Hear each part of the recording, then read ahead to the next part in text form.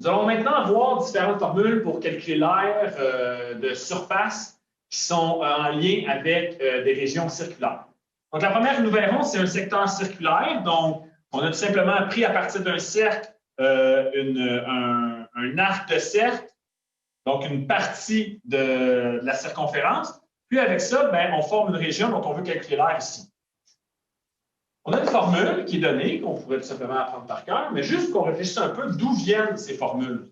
Eh bien, si on regarde un peu la proportion qui existe entre la longueur et la circonférence, donc la longueur de mon arc de cercle par rapport à sa circonférence, donc 2πr, ça doit être, la proportion doit être la même que l'aire de la région ombragée par rapport à l'aire totale du cercle.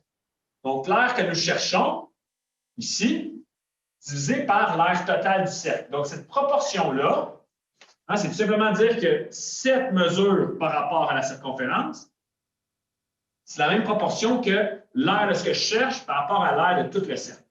Et là, lorsqu'on s'amuse à isoler nos variables, donc si nous isolons R là-dedans, on va se retrouver avec la chose suivante.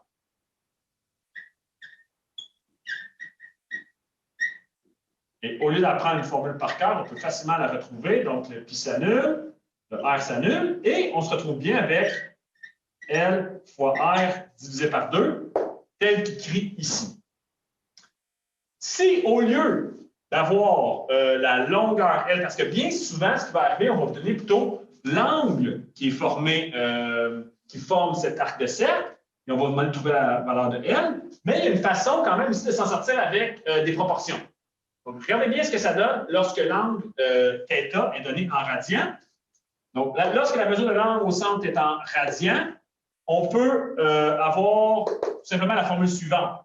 Puisqu'un angle, nous l'avons vu là, en radians, un angle θ, c'est la longueur, combien de fois le rayon rentre dans la longueur L. Donc, combien de fois le rayon rentre dans la longueur L, ça me donne la valeur de θ. Ainsi, la valeur de L, on l'a déjà vu, suit la relation suivante. Donc, si on substitue L par Rθ, vous voyez qu'on obtient une autre formule qui découle de la première, où on n'a pas besoin de calculer la valeur de L, la longueur de l'arc de cercle. Ce qu'on pourrait faire à la place, c'est tout simplement, si on a un angle en degrés, le convertir en radian et ensuite appliquer cette formule. C'est ce qu'on va voir dans les prochains exemples. Donc, dans l'exemple, on nous demande de calculer l'aire de la région que je viens d'assurer, donc le secteur circulaire, pour lequel on a un angle au centre de 30 degrés et un rayon de 6 mètres. Nous avons deux formules. Je vais encore une fois faire le problème de deux manières différentes. C'est sûr que la façon rapide de faire le problème, peut-être, ça serait d'utiliser la deuxième formule ici. Je vais quand même prendre la peine de faire la première formule. Donc, si on nous demande de calculer la longueur de l'arc L, ce que nous devons faire, peut-être rappelez-vous, vous vous rappelez de la formule, mais mettons que je ne me rappelle pas de la façon dont on va trouver la valeur de L. Bien, moi, j'aime bien utiliser les proportions. Donc, notre angle de 30 degrés par rapport au cercle entier, donc 360, cette proportion doit être égale à la valeur, donc la longueur L, qui est ici, par rapport à la circonférence. La circonférence du cercle est de 2π fois 6. Ce qui fait en sorte, si on isole notre valeur de L ici, bien vous vous rappelez sûrement la formule, là, mais sinon, on y va comme ça, puis on va obtenir, dans le fond, 12π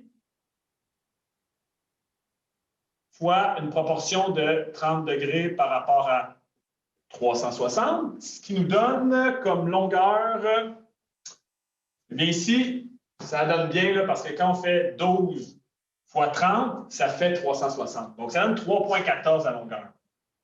Donc, je vais marquer pi, nous sommes en mètres, donc pi mètre ici. Donc, oui, 3,14, je vais regarder pi, pourquoi pas. Ce qui fait en sorte qu'ensuite, si on veut calculer l'aire du secteur, donc l'aire du secteur serait tout simplement pi mètre fois 6 mètres divisé par 2, ce qui nous donne une valeur de 3π mètre carré. 3 fois pi, 9 points quelque chose, là, et nous obtenons donc la valeur souhaitée. Donc, ça, c'est une façon de procéder. Pourquoi ne pas trouver la valeur de l'angle en radians? Donc, la valeur θ qui est égale à 30 degrés, si je veux la convertir en radians, bien, ce qu'on doit faire, c'est la chose suivante. Encore une fois, vous ne vous rappelez pas convertir en radians? Regardez bien. Donc, si on divise par 360 degrés, ici, je diviserais par combien y a-t-il de radians dans le cercle? Il y en a 2π.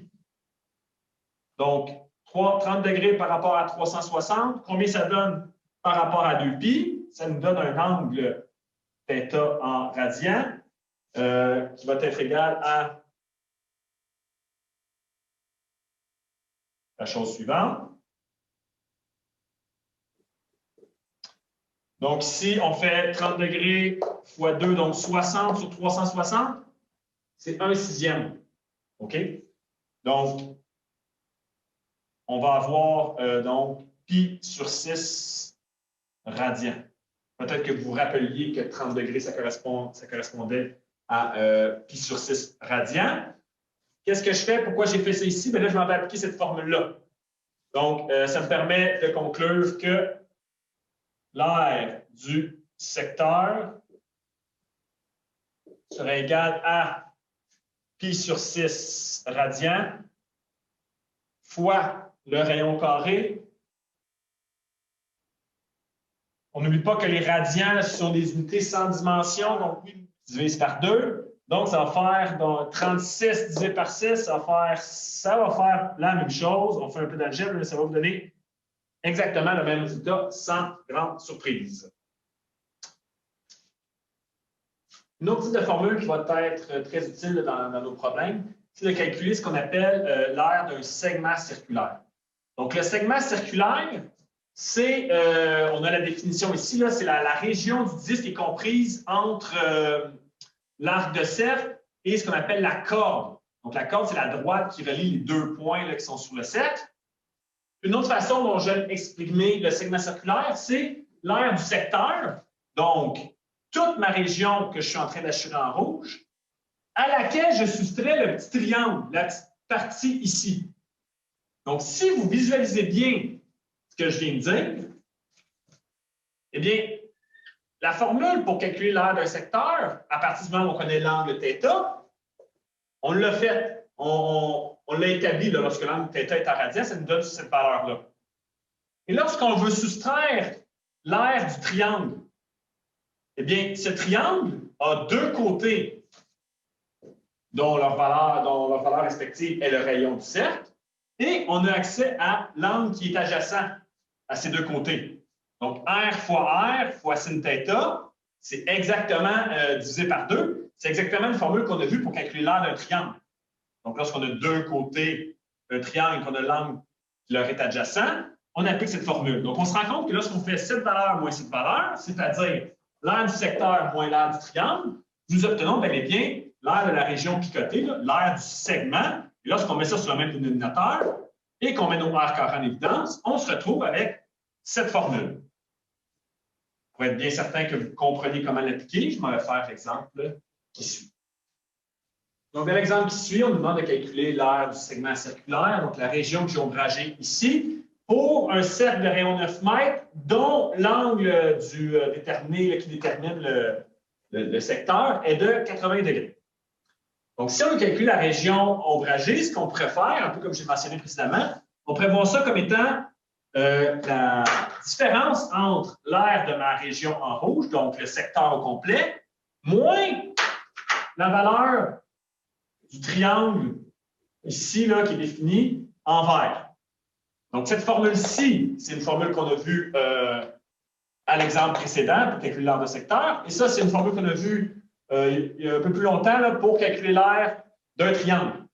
Ici, on peut remplacer par R puisque les côtés, évidemment, des triangles, de ce triangle-ci, est défini par le rayon.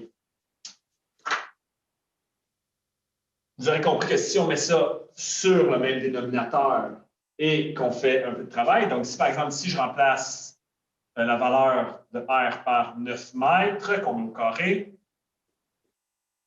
fois l'angle θ, je vais y revenir, je ne mets pas 80 degrés, il y a une raison, divisé par 2, moins 9 mètres au carré fois sinus de 80 degrés divisé par 2. Donc, si on met ça sur le même dénominateur, on va diviser par 2. Si on met en évidence notre 9 mètres carrés, bien, on se retrouve avec notre formule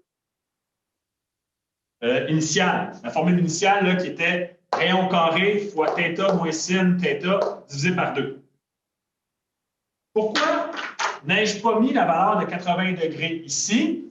C'est très important que l'angle θ soit défini en radians pour que la formule fonctionne. Mais pourquoi ici, je mets en degrés? Bien, sinus de 80 degrés ou sinus de son équivalent en radians, le sinus, lui, ça donne un rapport de côté, il va donner la même chose. Mais c'est vrai que s'il faut que je trouve θ, pourquoi ne pas mettre... Ça va donner la même chose. Si vous mettez 80 degrés ici, vous n'aurez pas la bonne réponse. Donc, afin de compléter mon problème, j'ai substitué par les différentes valeurs, je dois trouver mon θ, mon 80 degrés en radians. Donc, 80 degrés en radians, si je fais fois 2π sur 360 degrés, donc la formule pour trouver en radians, ça va vous donner 1,39, donc si j'arrondis là, 6, pardon. 1,39. 6 radians. Donc, cette valeur-là, c'est telle que je m'en vais mettre ici.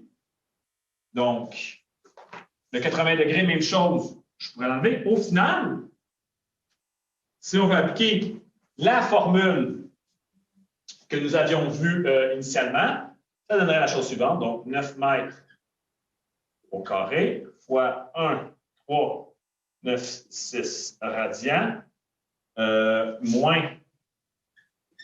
Vous pouvez essayer, soit dit en passant, faites... donc ici, c'est important de dire que ce sont des radians. Tout ça divisé par 2. Si vous calculez sinus de 1,396 radians ou sinus de 80 degrés, mettez-le dans le bon mode, vous obtiendrez la même valeur. Donc, lorsqu'on fait ce calcul, cela nous donne 16,66 mètres carrés, qui est, je le rappelle, l'aire de la région assurée ici en noir, qui est le segment circulaire.